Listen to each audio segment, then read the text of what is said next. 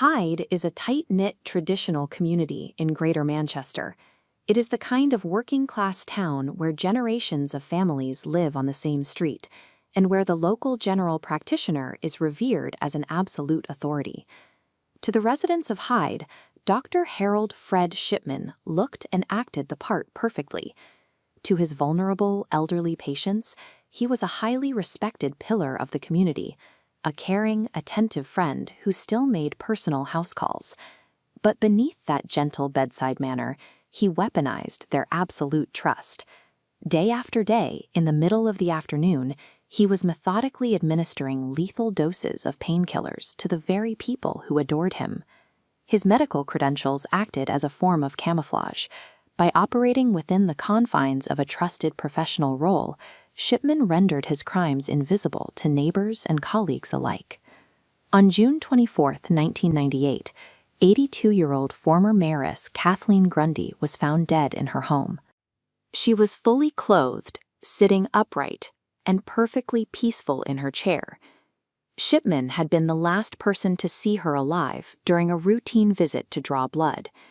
He signed her death certificate, citing old age. But her daughter, a trained solicitor, soon received a newly discovered copy of her mother's will that immediately raised alarms. The document inexplicably left Kathleen's entire estate directly to Dr. Shipman.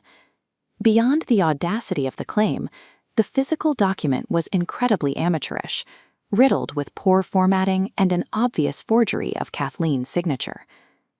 Police quickly discovered that the doctor had typed the fake will on his own office typewriter. In his arrogance, he even left his own fingerprint directly on the document.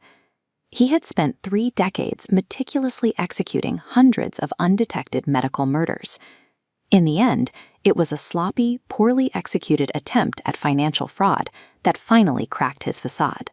Authorities decided to exhume Kathleen Grundy's body to test for foul play, instantly escalating the case from a suspicious document to a potential homicide investigation. Toxicologists found lethal levels of diamorphine, a medical-grade opiate, in her tissue. Kathleen Grundy had been healthy. She had no severe pain or terminal illness that would require such a powerful drug. Investigators soon uncovered a chilling pattern. Shipman targeted elderly women living alone. Criminologists sometimes refer to this demographic as the less than dead, people whose sudden passing rarely sparks immediate outcry. He would visit for midday appointments and inject them with a fatal dose of morphine. Immediately after watching them die, he would return to his clinic and alter their digital medical files. He backdated entries to invent fake heart conditions, or in Kathleen's case, a sudden heroin addiction, creating plausible medical histories to justify their sudden deaths. He operated as a perfectly self-contained killing machine.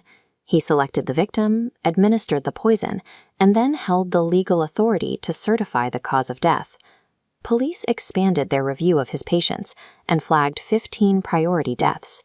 Subsequent exhumations repeatedly confirmed the same grim finding: systemic concentrations of morphine. But investigators soon realized he could have been stopped earlier. Months prior, another local GP named Dr. Linda Reynolds had taken her concerns about Shipman's high mortality rates directly to the coroner. The police investigated, but quickly dismissed her claims, refusing to suspect a respected doctor of wrongdoing. Local undertakers and pharmacists had also noticed the suspiciously high volume of cremation certificates Shipman was signing, nudging grieving relatives away from burials. Yet these scattered alarms were repeatedly swept under the rug. A look into his past revealed a history of misconduct. In 1975, Shipman had been forced out of a previous practice and convicted for prescription forgery to feed his own pethidine addiction. Despite this, the medical board accepted his apologies and allowed him to resume treating patients. The tragedy of Harold Shipman rests heavily on institutional failure. The entire medical and legal establishment possessed the data and the warnings to stop him, but allowed an entrenched deference to authority to blind them to the evidence. On January 31, 2000, a jury formally convicted Harold Shipman of 15 murders, alongside the forgery of Kathleen Grundy's will. This chart shows the estimated death toll uncovered by the subsequent official public inquiry. When researchers meticulously reviewed decades of his patient records, the verified scope of his crimes ballooned to an estimated 284 victims over a 30-year period. That staggering figure eclipses almost any other serial killer in modern history. Because he left behind no bloody crime scenes or typical violent hallmarks, experts had to rely entirely on psychological theory to understand his motives. Investigators pointed to a formative event in his youth. When Shipman was 17, his mother died of lung cancer. He sat by her bedside, watching the family doctor administer doses of morphine, creating a twisted psychological association between opiates, death, and relief. The God complex theory proposes that Shipman killed to satisfy an addiction to power.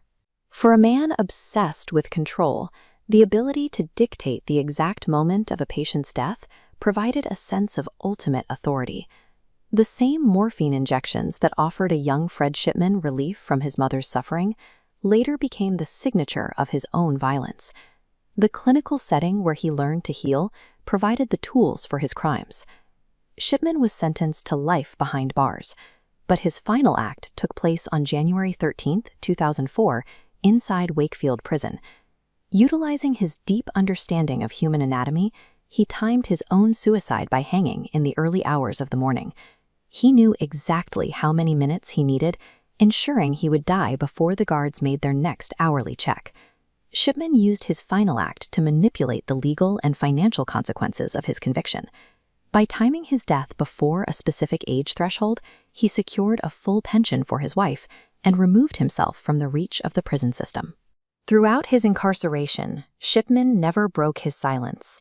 He corresponded with supporters and spoke with fellow inmates, yet he maintained the same professional mask he had worn for 30 years, leaving no confession or explanation behind.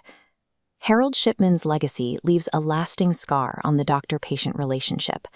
It is a chilling realization that the societal institutions designed to protect our most vulnerable can simultaneously serve as the perfect camouflage for a predator.